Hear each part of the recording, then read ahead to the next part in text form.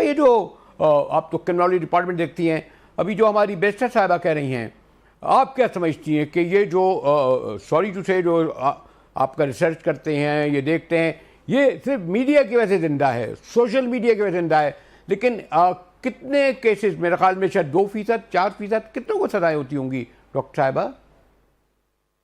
جی بالکل، آپ کا سوال بجا ہے۔ تمام سچویشن دیکھ کر سب سے پہلے یہی ذہن میں آتا ہے کہ کیا سزا و جزا کا نظام جو ہے وہ اتنا ایکٹیو ہے ہمارے یہاں کہ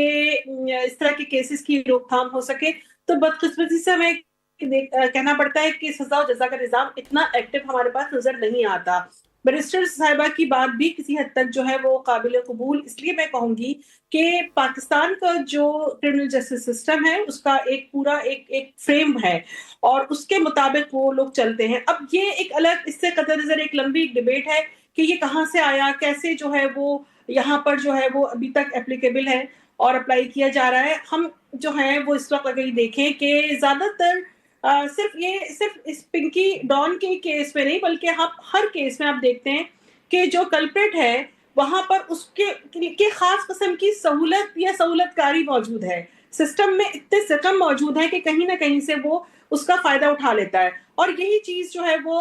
آگے جا کر جو ہے وہ کنوکشن میں، ہمیں کنوکشن ریٹ بہت کم ہے پاکستان میں، وہ ہمیں نظر آتی ہے۔ اب جیسے آپ اس کیس میں دیکھ لیں، موجودہ کیس میں، کہ یہاں پر کئی چیزیں بڑی مذاق خیز بھی ہمیں نظر آتی ہیں، اور ایک اس وقت جو دیکھنے والا ہے اور ایک عام عوام ہے وہ بھی اس چیز کو دیکھتے ہیں کہ جس طرح سے اس کی گرفتاری شو کی گئی، میں نہیں سمجھتی کہ قطعی طور پہ اس پورے ڈرامے کی کوئی ضرورت تھی، کہ حقیقی بنیادوں پہ بھی اس کیس کو جو ہے وہ مضبوط طریقے سے جو ہے وہ لیا جا سکتا تھا۔